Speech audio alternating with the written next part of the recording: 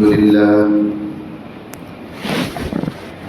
لله نحمده ونستعينه ونستغفره ونؤمن به ونتوكل عليه ونعوذ بالله من شرور أنفسنا ومن سيئات أعمالنا من يهده الله فلا مضل له ومن يضلله فلا هادي له ونشهد أن لا إله إلا الله وحده لا شريك له ونشهد أن سيدنا ومولانا محمدا عبده ورسوله أما بعد أعوذ بالله من الشيطان الرجيم بسم الله الرحمن الرحيم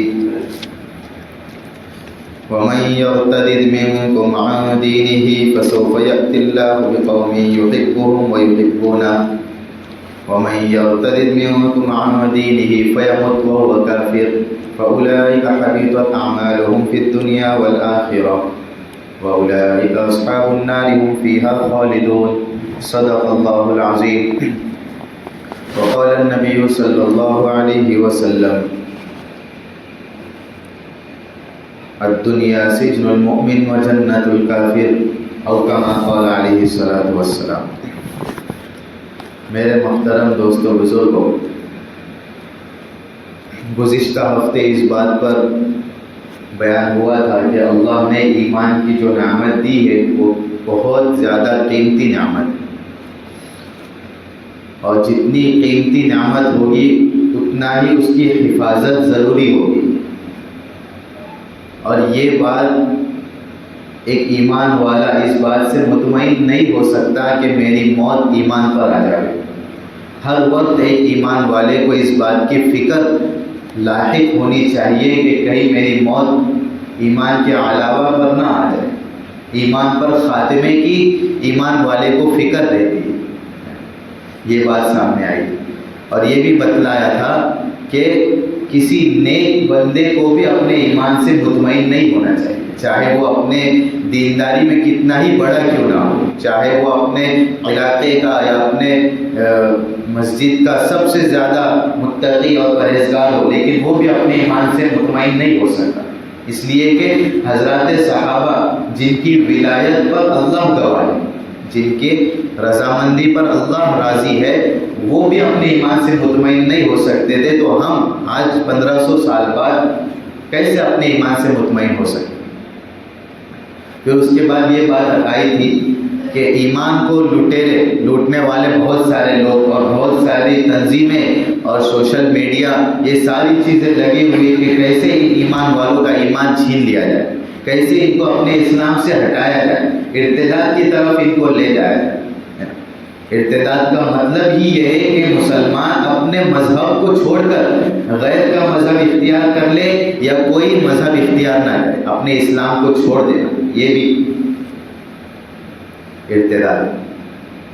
تو یہ بات آئی تھی کہ ارتداد جو آ رہا ہے اس کے اسباب کیا ہے، کیوں تیزی سے ارتداد پھیل رہا ہے. یہ باتیں آج کے اس بیان میں عرض کرنی ہے کہ دیکھو بہت سارے اسباب ارتداد کے. سب سے پہلی کہ عالمی سطح پر مسلمانوں کو اپنے اسلام سے ہٹانے کی سازشیں کی جا رہی ہیں. عالمی سطح پر، انٹرنیشنل لیول پر یہ سازشیں اور یہ کوششیں ہیں کہ مسلمان کو ہٹایا جائے، اور وہ کئی طریقے اختیار کر رہے ہیں. اور خاص طور سے مسلمانوں میں مسلمان لڑکیوں کو ٹارگٹ کیا جا رہا ہے کہ یہ ان کو پہلے ٹارگٹ کیا جائے اور ان کو اپنے اسلام سے ہٹائے، ان کو ارتداد کے دھانے پر لے کر جائے. ایک 14 اگست کو راجستھان پتریکا کر کے ایک پیپر چھپتا ہے، اب بھی چھپتا ہے وہ. تو 14 اگست 2018 میں یہ مضمون اور یہ رپورٹ شائع ہوئی تھی کہ مسلم لڑکیوں سے شادی کرنے پر ملیں گے 2.5 لاکھ روپئے اور 6 مہینے تک کھانا فری. جو لڑکا، جو ہندو نوجوان مسلمان لڑکی سے شادی کرے گا اس کو 2.5 لاکھ روپئے ملیں گے اور 6 مہینے تک کھانا فری ملے گا. اور یہ بھی اس میں رپورٹ میں آگے لکھا تھا کہ شادی کرنے والے نوجوانوں کو نہ صرف انعام و اکرام سے نوازا جائے گا بلکہ ان کو پورا تحفظ فراہم کیا جائے گا، پوری حفاظت ان کی جائے گی. کیونکہ جب ہندو نوجوان کسی مسلمان لڑکی کو لے کر جائے گا اور اس سے نکاح کرے گا تو پھر مسلمان کہ گھرانے والے اس کو تکلیف پہنچا سکتے ہندو کو، تو گورنمنٹ نے یہ ذمہ داری لی تھی کہ ہم حفاظت کریں گے تمہاری، اور پیسے بھی دیں گے، اکرام بھی کریں گے، انعام بھی کریں گے۔ یہ رپورٹ ایک پیپر میں یہ شائع ہوئی تھی، یعنی پوری سازش کہ کیسے مسلمان لڑکیوں کو جو بے پردہ باہر رہتی ہے اور یونیورسٹیز میں اور کالجز میں بے پردگی کے ساتھ اور بے احتیاطی کے ساتھ اور بے دینی کے ساتھ جاتی ہے، تو پہلے ان کو ٹارگیٹ کیا جائے، ان کو پیار میں پھنسا کر ان کو اپنے قریب کیا جائے اور ان کو کیا اپنے اسلام سے ہٹا دیا۔ یہ عالمی سطح پر یہ کوشش کی جائے۔ اسکولوں اور کالجز جو ہے اس کے اندر یہ مشن سب سے پہلے انہوں نے کیا، کیونکہ دیکھو تعلیم کے ذریعے بچوں کے ذہنوں کو کدھر بھی موڑا جا سکتا ہے، تعلیم کے ذریعے، ہے نا۔ آپ دیکھو بچے تو کورے ہوتے ہیں، ان کو آپ داخل کرائے سینئر کے جی، جونیئر کے جی، پہلی دوسری، تو ان کے ذہن تو پورے صاف ہوتے ہیں۔ اب ان کے ذہن میں تعلیم کے ذریعے جو بات آپ بٹھائیں گے وہ بات ان کے ذہن میں نقش ہو جائے گی۔ دہریت اللہ سے کچھ نہیں ہوتا، سوال جواب اسلام کے خلاف، شکوک و شبہات، اور مخلوق کچھ اللہ نے جو دنیا بنائی اس کے اندر سوالات، آپ صلی اللہ علیہ وسلم کے متعلق سوالات، ایسے سوالات قائم کیے جاتے ہیں، اور اسکولوں اور کالجوں میں یہ بچوں کے ذہنوں کو خراب کیا جاتا ہے۔ یہ ایک انہوں نے مشن، مولانا خالد سیف اللہ رحمانی جو اب انڈیا کے سب سے بڑے مفتی ہیں، فقیہ العصر ان کا لقب ہے، وہ فرما رہے تھے ایک مرتبہ ایک مشورے میں گئے ہوئے تھے کہ میرے پاس ایک کارگزاری آئی ایک اسکول میں، کہ وہاں اسکول کے اندر جب اسکول کا ٹائم ختم ہوتا ہے، چھٹی سے پہلے شلوک پڑھایا جاتا ہے سارے بچوں سے، اور 80% بچے مسلمان کے اس اسکول میں پڑھتے تھے۔ کتنے؟ 80%۔ 20% بچے غیروں کے تھے، لیکن آخر میں شلوک پڑھایا جاتا تھا۔ کیوں؟ کیونکہ ان کے جو ٹرسٹ حضرات تھے وہ غیر تھے، اب ان کے بات تو ماننا پڑے گا۔ اور مولانا یہ بھی فرما رہے تھے کہ شروع میں شلوک پڑھنا انہوں نے نہیں رکھا، اس لیے کہ بچے تاخیر سے آئیں گے، بچوں کو معلوم پڑے گا کہ شلوک پڑھا جاتا ہے، اس لیے اسکول ہم لیٹ جائیں گے۔ آخر میں اس لیے رکھا کہ سارے بچے وہاں موجود رہیں گے، اور جب تک شلوک پڑھا نہیں جائے وہاں سے چھٹی نہیں ہوتی۔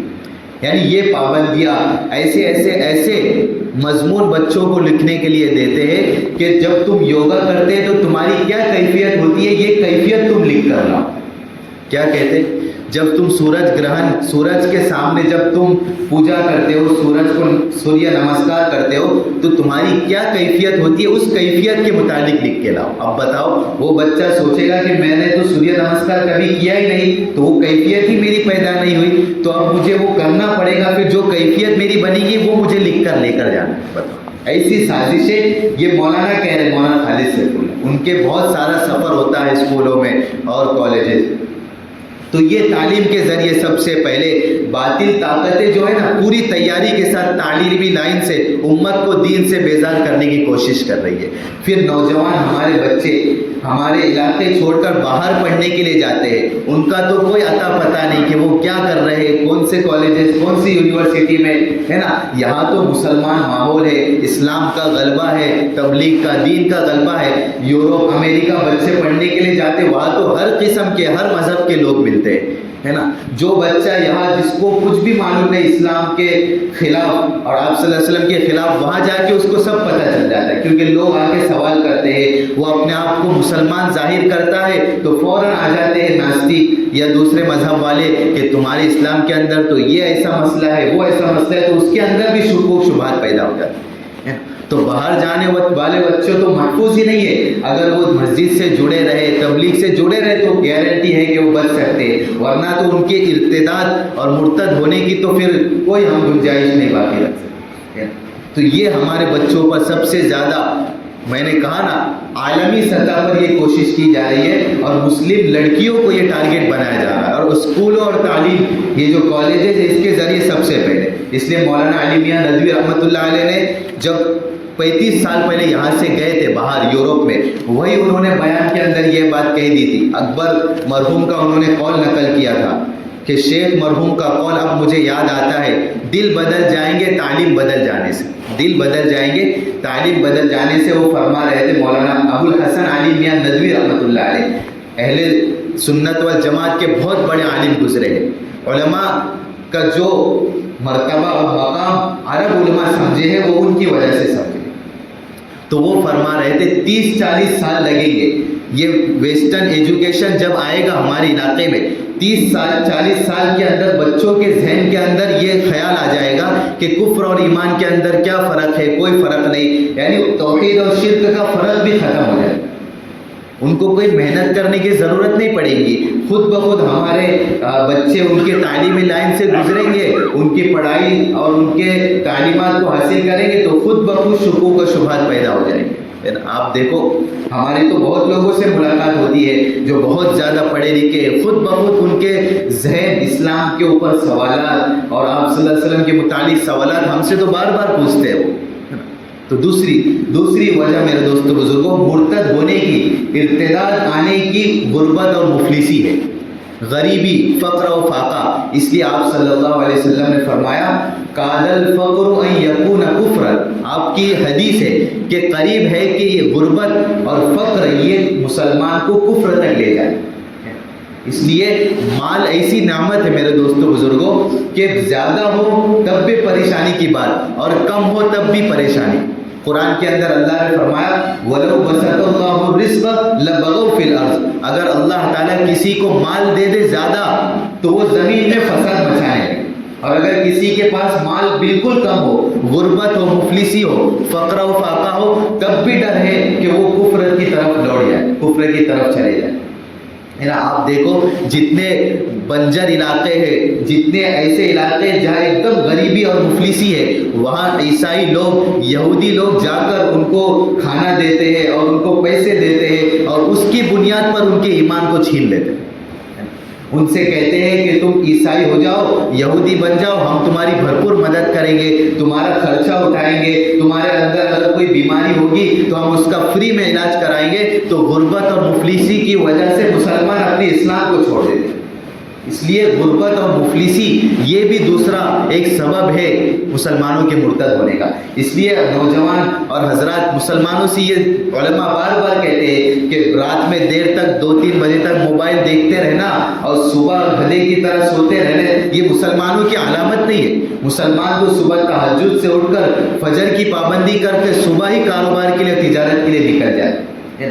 نوجوان حضرات سے یہ درخواست علماء بار بار کر رہے ہیں کہ اپنے آپ کو فارغ مت رکھو، کچھ نہ کچھ کمائی اور تجارت اور کاروبار کرتے رہا کرو، کیونکہ کبھی بھی کہا جا سکتا ہے، کبھی بھی غربت مفلسی آ گئی اور ایمان پر حملہ کبھی بھی ہو سکتا ہے، اسلام پر کبھی بھی یہ یہودی اور عیسائی آ کر کیا کرتے ہیں، ان کی طرف سے اسکیمیں، لون کی اسکیمیں، سود کی اسکیمیں، ایسی اسکیمیں یہ لوگ چلاتے ہیں کہ ایک مسلمان پر جب حالات آتے ہیں تو وہ حرام کی طرف سب سے پہلے لگ پڑتا ہے۔ وہ یہ نہیں دیکھتا کہ کیا حلال ہے کیا حرام ہے، کیونکہ جب غربت مفلسی کا شکار ہو جاتا ہے، گھر پر کھانا دینا ہے، گھر پر خرچہ دینا ہے، بچے بھی ہے، تو اس کو سمجھ میں نہیں آتا جب ایسے آتا۔ اس لیے یہ درخواست کی جاتی ہے کہ کچھ نہ کچھ کاروبار، کچھ نہ کچھ تجارت ہم کرتے رہیں، فارغ گھر کے اندر نہ بیٹھیں۔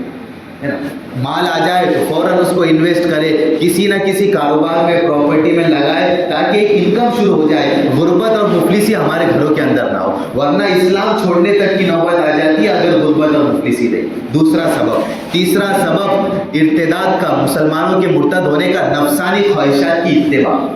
نفسانی خواہشات کہ میری خواہش ہے کہ فلاں گھر بنا دوں اور فلاں سے آگے بڑھ جاؤں، فلاں عہدہ اختیار کر لوں، پھر چاہے یہ نہ دیکھوں کہ اسلام کے اوپر کیا آنچ پڑ رہی ہے، ایمان کا سودا ہو رہا ہے، کچھ نہیں، بس میرے نفس کی چاہت ہے، میں اس کے حاصل کرنے میں چاہے میرا ایمان چلا جائے، چاہے میرا اسلام چلا جائے، کوئی فکر نہیں ہے نا۔ دیکھو قرآن کی آیت، اللہ تعالیٰ فرماتے وَلَا تُطِعْ مَنْ أَغْفَلْنَا قَلْبَهُ عَنْ ذِكْرِنَا وَاتَّبَعَ هَوَاهُ وَكَانَ أَمْرُهُ فُرُطًا۔ اللہ فرماتے اس شخص کی اتباع مت کرو تم لوگ جس کے دل کو ہم نے ہمارے ذکر سے غافل کر دیا، اور وہ شخص نفسانی خواہشات کی اتباع کرتا ہے اور وہ حد سے بڑھنے والا ہے۔ اللہ فرماتے جو نفسانی خواہشات کی اتباع کرتا ہے وہ سب سے زیادہ گناہوں کی طرف جری ہو جاتا ہے۔ اس لیے محمد ابن سیرین رحمۃ اللہ علیہ بہت بڑے تابعین گزرے ہیں، وہ فرماتے ہیں، ان کا قول ہے کہ خواہشات کے پیچھے چلنے والے سب سے جلدی ارتداد کی طرف جاتے ہیں، خواہشات کے پیچھے چلنے والے سب سے جلدی ارتداد کی طرف چلے جاتے ہیں۔ اس لیے کہ خواہشات اسلام سے ہٹا دیتی ہے نا، نفسانی خواہشات. ایک نوجوان کی خواہش ہے کہ میں فلاں لڑکی سے نکاح کروں. اب وہ یہ نہیں دیکھ رہا ہے کہ وہ مسلمان ہے کہ نہیں، وہ غیر مسلم ہے، بس ہندو ہے، محبت ہو گئی، اب مجھے اسی سے نکاح کرنا ہے. اب مجھے چاہے اسلام چھوڑنا پڑے، ایمان چھوڑنا پڑے، اسی سے نکاح کرنا ہے. ایک مسلمان لڑکی کی یہ خواہش کہ کالج کے اندر کسی غیر ہندو سے محبت ہو گئی. اب اس کو سب سمجھا رہے، علاقے والے سمجھا رہے، ماں باپ سمجھا رہے، علماء سمجھا رہے، نہیں، لیکن خواہش ہے کہ اسی سے مجھے محبت ہے، اب مجھے اسی سے نکاح کرنا ہے. اب چاہے وہ غیر، یہ اس کے سامنے آفر رہ کے خواہش کرے کہ تجھے اسلام کو چھوڑنا پڑے گا، تو اس کے لیے بھی تیار ہو جاتی ہے محبت کے جھانسے میں. تو یہ خواہشات کی اتباع سب سے جلدی ارتداد کی طرف لے کر جاتی ہے. آپ دیکھو کتنے واقعات آپ کو ملیں گے، آپ ذرا تحقیق کریں گے تو یہی وجہ ملیں گے، نفسانی خواہشات. تو تیسرا سبب امت کے ارتداد کا نفسانی خواہشات کی اتباع. چوتھا سبب مسلمانوں کے مرتد ہونے کا کفریہ کلمات سے جہالت اور ناواقفیت. ایسے جملے مسلمان اپنی زبان سے نکال دیتا ہے کہ وہ اسلام سے نکل جاتا، اس کو پتہ بھی نہیں چلتا. حالات آ گئے گھر کے اندر تو ایسا جملہ نکالنا کہ حالات دینے کے لیے اللہ کو میں ہی ملا، میرا ہی بچہ ملا، اس کو اللہ کو انتقال کر دیا اتنے بچپن میں، میرا ہی گھر ملا حالات ڈالنے کے لیے، بیماری میرا ہی گھر ملا، کسی اور کا گھر اللہ کو نہیں ملا. کب تک اللہ مجھ پر یہ حالات رکھیں گے؟ ہٹا کیوں نہیں دیتا کہ اللہ کچھ کرتا کیوں نہیں؟ ایسے جملے مسلمان اپنی زبان سے نعوذ باللہ نکال دیتا کہ وہ اسلام سے نکل جاتا، اس کو پتہ بھی نہیں چلتا. اس لیے علماء نے لکھا ہے کہ جس طرح نماز پڑھنا فرض ہے، زکوٰۃ دینا فرض عین ہے، اسی طرح وہ کلمات کو جاننا جن کلمات سے مسلمان اسلام سے نکل جاتا، یہ بھی فرض عین ہے. مسلمان کو معلوم ہونا چاہیے کہ کن کلمات سے مسلمان اسلام سے نکل جاتا، اور احتیاط کے ساتھ اللہ سے بدگمانی، ایسے جملے نکالنا جس سے مسلمان نکل جائے، اس سے بھی احتیاط. باقاعدہ علماء نے کتابیں لکھی ہے 100 200 صفحے پر کہ کن کلمات سے مسلمان نکل جاتے، صرف انہی کلمات کو جمع کیا. تو معلوم نہیں، اس لیے یہ جاننا یہ بھی بنیادی اور اہم ذمہ داری.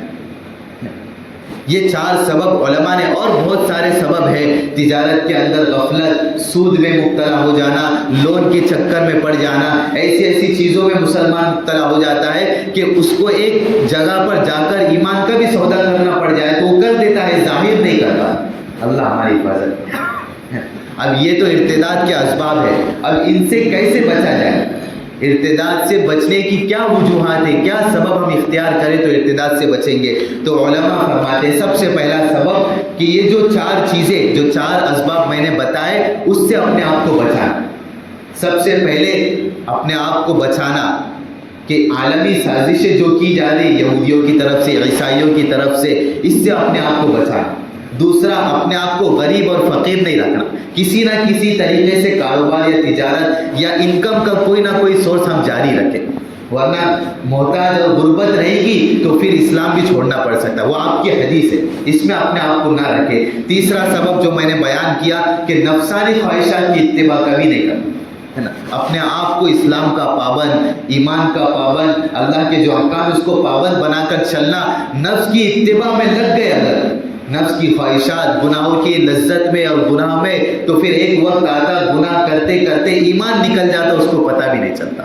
چوتھا میں نے بتایا کفریہ کلمات، اس کو جاننا، ایسے کلمات کہنے سے اپنے آپ کو بچانا. کچھ بھی حالات آئے صبر کرنا، اللہ کا شکر کرنا، اللہ کے حالات آنے پر اللہ کی طرف رجوع کرنا. ان حالات میں کیا کرنا؟ اللہ کی طرف رجوع کرنے سے کیا ہوگا؟ اپنے زبان سے یہ کلمات نہیں نکلیں گے تو پھر ایمان بھی محفوظ رہے گا. دوسرا سبب اللہ سے دعائیں مانگتے رہنا، ایمان کی حفاظت کی اللہ سے دعائیں مانگتے رہنا. بہت ساری دعائیں، ربنا لا تزغ قلوبنا بعد اذ ہدیتنا وہب لنا من لدنک رحمہ. اے اللہ، ہدایت دینے کے بعد ہدایت کو واپس نہ لے لینا. یہ قرآن کی آیت ہے.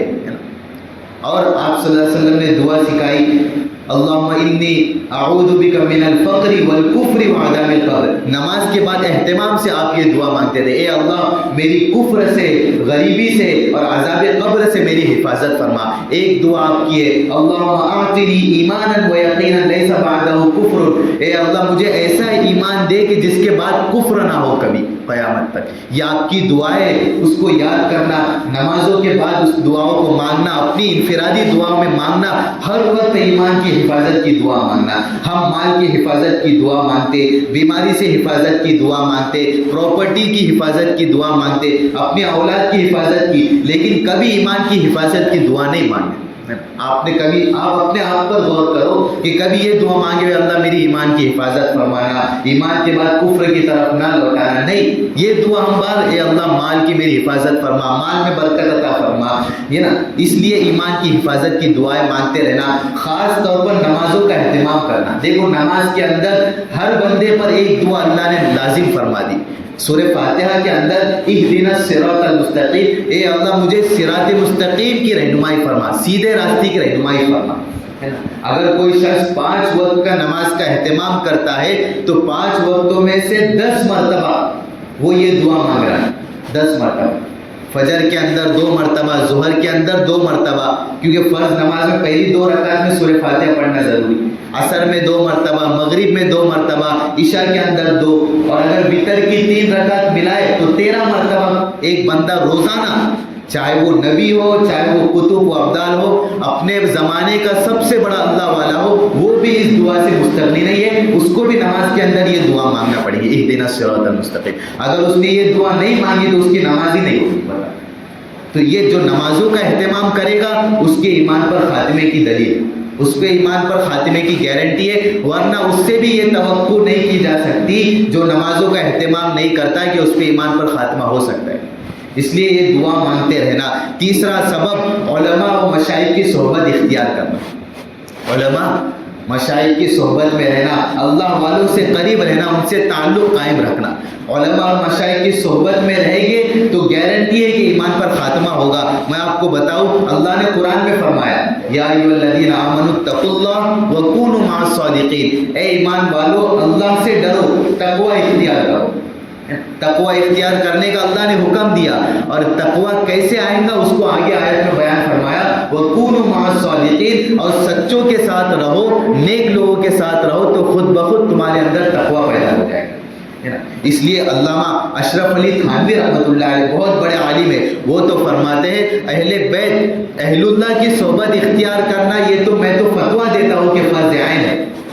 مولانا اشرف علی تھانوی فرماتے علماء کی صحبت اختیار کرنا فرض عین ہے. جس طرح تم نماز پڑھنے کو فرض سمجھتے ہو، اسی طرح اللہ والوں کی صحبت اور علماء سے تعلق رکھنا یہ بھی میں فتویٰ دیتا ہوں. اس زمانے میں 100 سال پہلے وہ فتویٰ دے رہے فرض عین ہے.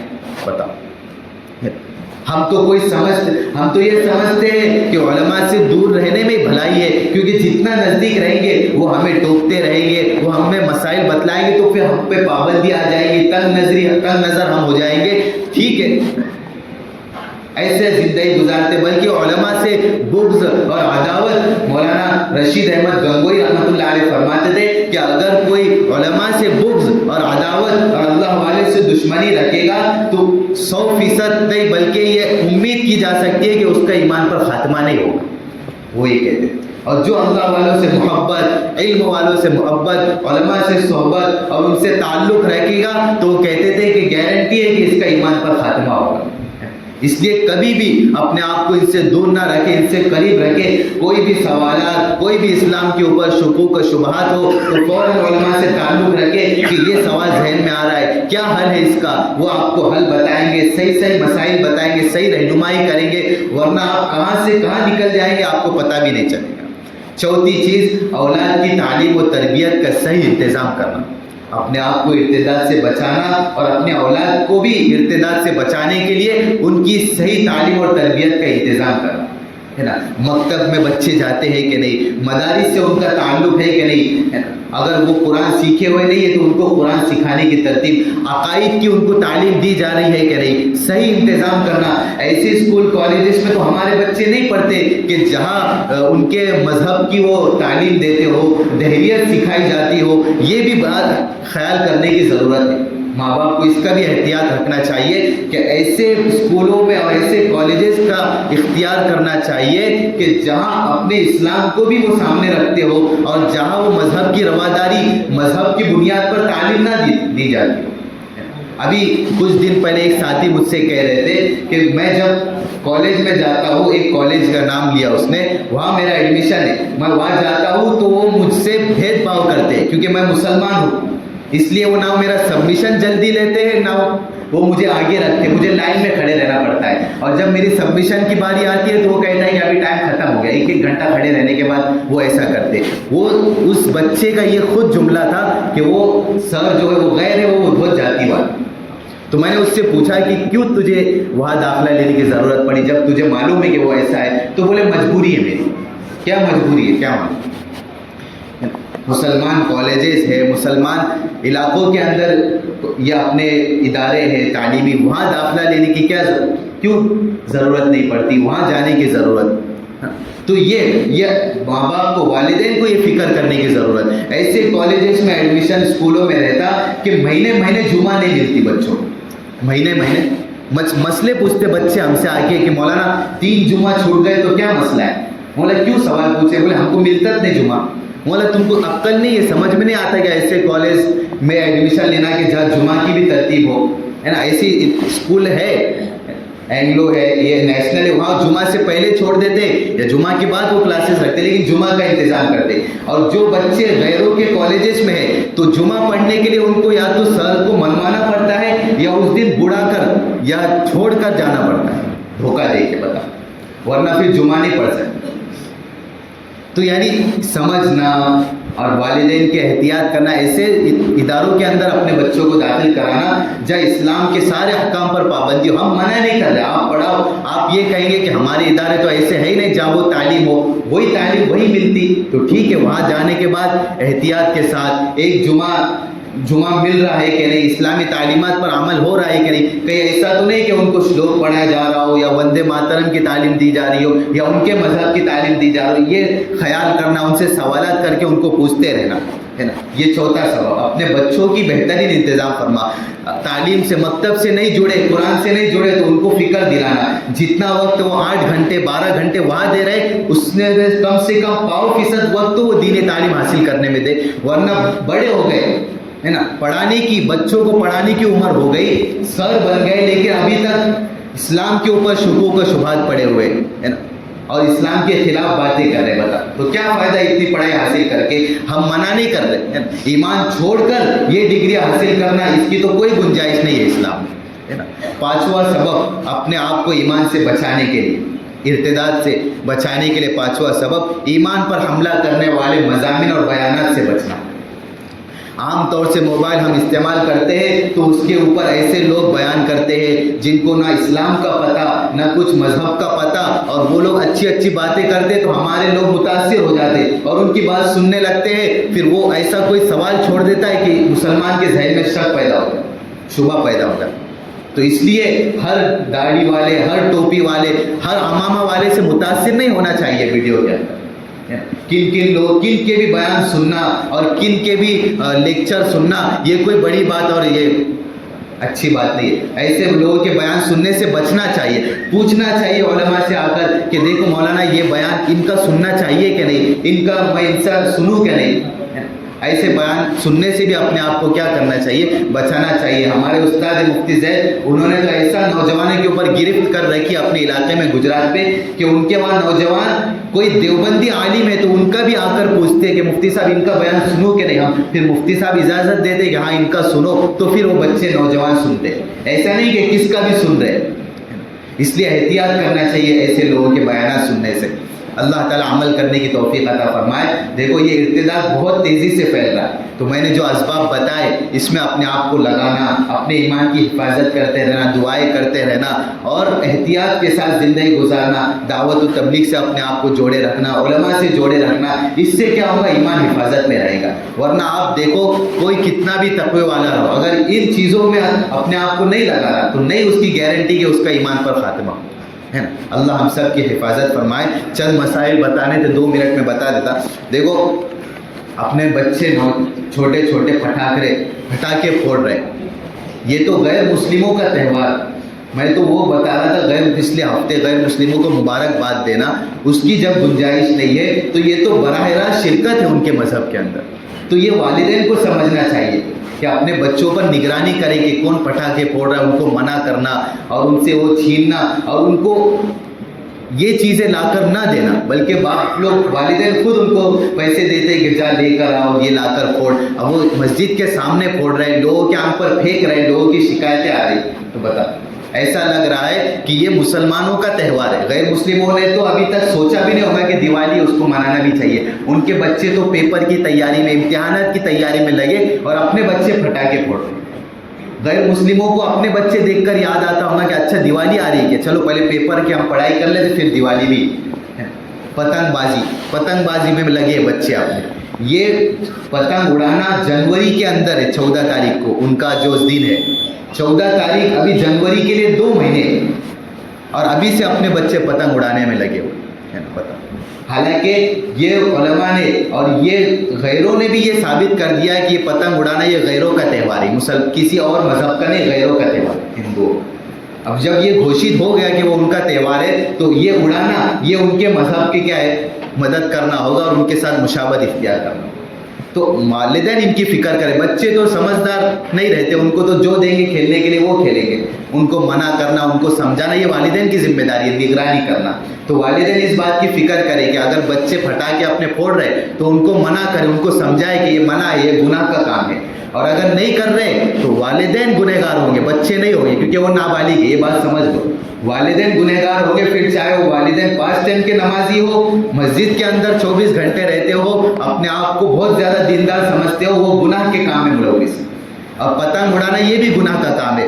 پتنگ اڑانے میں تو ایک نیوٹرل آدمی جو سمجھدار ہوگا، عقل مند، اس سے بھی پوچھو، جب اس کے سامنے تم نقصانات رکھیں گے پتنگ اڑانے کے، بھاگنا، اوپر دیکھ کے بھاگنا، گڈھے میں گر جاتے، کسی سے ٹھوکر ہو جاتی، روڈ پر ایکسیڈنٹ ہو جاتے، اوپر چڑھتے بجلی سے جو کڑک ہو جاتے جگہ پہ، پھر اوپر چڑھتے ہوئے نامحرموں پر نظر پڑتی، عورتوں پر نظر، پھر کبھی کچھ لٹکتے ہوئے گر گئے نیچے، تو کتنے نقصانات ہیں۔